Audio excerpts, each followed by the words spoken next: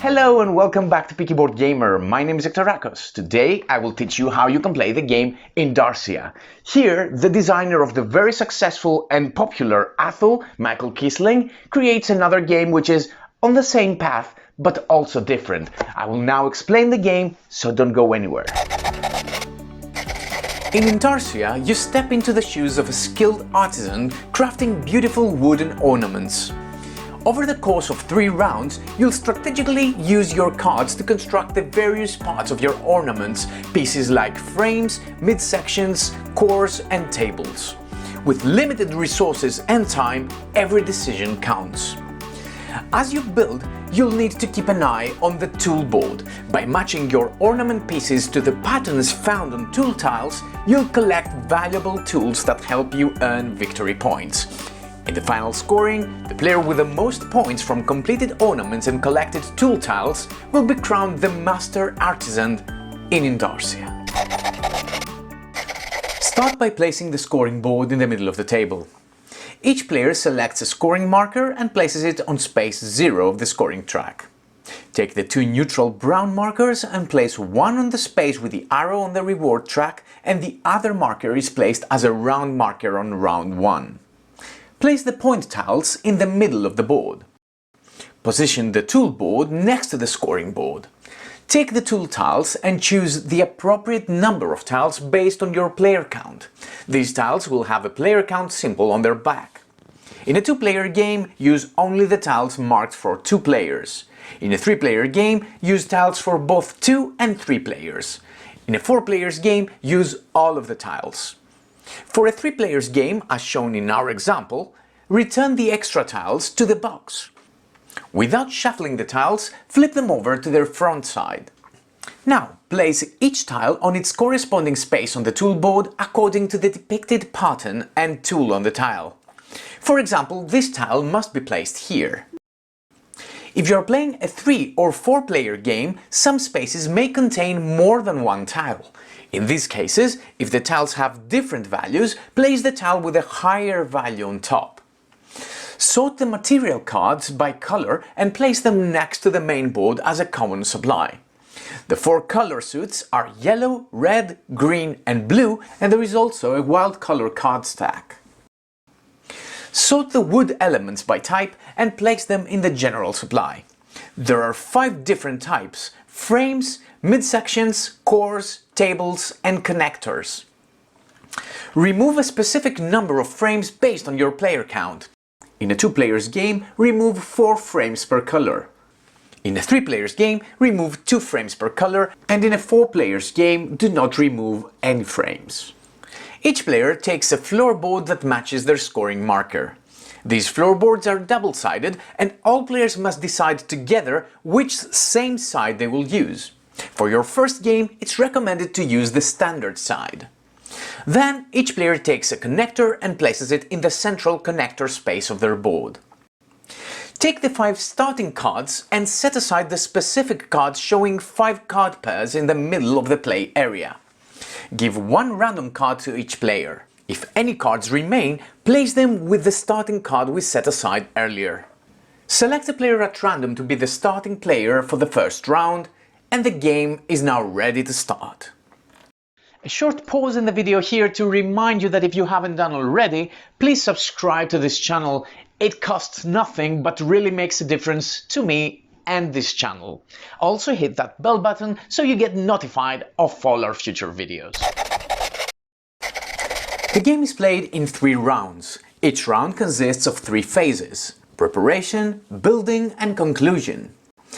In the preparation phase, each player takes the 10 material cards indicated on their starting card from the supply stacks. These cards will be the ones available for the upcoming building phase. Important: if the stack is empty and you need to take a card, you can take any other card except a wild card. In the building phase, players take turns starting with the first player and continuing clockwise.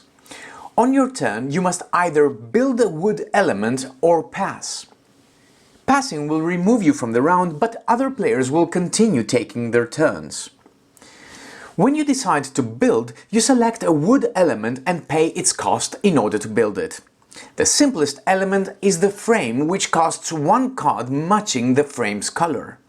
For example, to build this green frame, you need to spend a green card.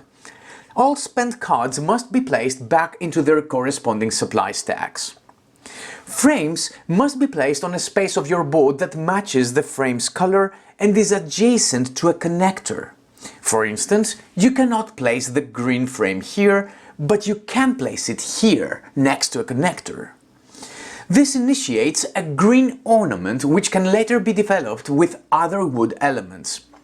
The next element is the midsection, which costs 2 cards. The color of these cards depend on the color of the ornament it is placed in. To place it here, you need to spend 2 green cards. Note that you cannot place a midsection if you do not already have the corresponding frame. Next comes the core, which costs 3 cards of the same color as the ornament, followed by the table, which costs 4 cards of the same color. Finally, the connector also costs 4 cards of any one color. The connector must be placed in a connector space of your board and must be connected to one of your ornaments. You cannot place it here, for example. Important, you do not have to complete an ornament in order to start a new one. When building, you can always use wildcards as any needed card. For example, by using a wildcard, you can build any frame. Also, if you need a card that you do not have, you can spend any 2 other cards. For example, to build a midsection in a green ornament, you can pay either 2 green cards, or 1 green and 1 wild card, or 2 wild cards, or 1 green card and any 2 other cards, and all these different options that I show you here. After you build and pay the cost, check the tool board to see if any tiles correspond to the elements on your board. If so, take the tile and place it next to your play area. Then score all victory points depicted on the new tile, but also on all tiles previously gained that depict the same tool. For example, if this was your first tile, you scored 2 victory points. If you later build the green frame, you would also take this tile and score 1 point for the new tile plus the 2 points from the earlier tile for a total of 3 points.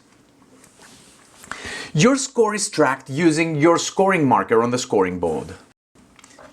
As the last step of your turn, you take cards from the general supply. You take 1 less card than the number of cards you had to spend in order to build. For example, if you build a frame, then you take no cards. If you build a midsection, you take 1 card. If you build a core, you take 2 cards. The cards you take must be different from the color of the ornament you just developed and cannot be wild cards. If you build a table or a connector, then instead you move the bonus marker 1 or 2 spaces on the track and collect the corresponding cards from the space you land on. For example, if you land on this space, you will gain 2 yellow cards and a wild card. If you land on this space, you gain 2 cards of one color and the 3rd card of a different color of your choice, but no wild card. If on your turn you cannot or do not wish to build, then you must pass. When you pass, you return your starting card to the middle area and also discard any cards from your hand in excess of 3. These cards will also be added to your hand of the next round. You are then out of the round while other players continue to take turns. Once all players pass, the round moves to the conclusion phase. In the conclusion phase, you gain victory points based on the number of connectors on your board. As indicated on the board, in the first round you earn 1 point per connector. In the second round you gain 2 points per connector, and in the final round you gain 3 points per connector. If this was the third round, then the game ends and you proceed with final scoring.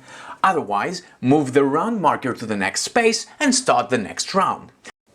The player who passed last in the previous round becomes the new starting player and chooses one of the 5 starting hand cards from the table. Then the remaining players choose their cards in a clockwise order. In final scoring, players add to their scores points for ornaments they have built on their board. As also indicated on the scoring board, For a one-piece ornament, you earn 1 point. For each of your two-piece ornaments, you gain 3 points.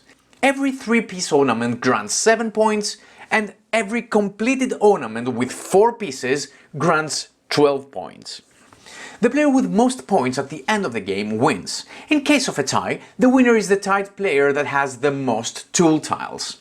If there is still a tie, the tied players share their victory. Once you've gained experience, you can begin using side B of the floorboard. This side introduces two key differences compared to side A. The first one is that 4 of the connector spaces are now marked as plants and cannot be used to build a connector. The second is that all connector spaces now have a specific color. To build a connector, you must spend 4 cards of the color indicated on the space rather than 4 cards of any color. All other gameplay rules remain the same. In the final scoring, you gain 10 victory points for each plant that is fully enclosed by 4 ornaments and 4 connectors, as shown in this example. The ornaments do not need to be complete. In this case, the player would score an additional 20 points from the plants. And that's how you can play the game Intarsia. If you like our videos and want to see more videos like that, please support us by subscribing, and until next time, have fun and play more board games.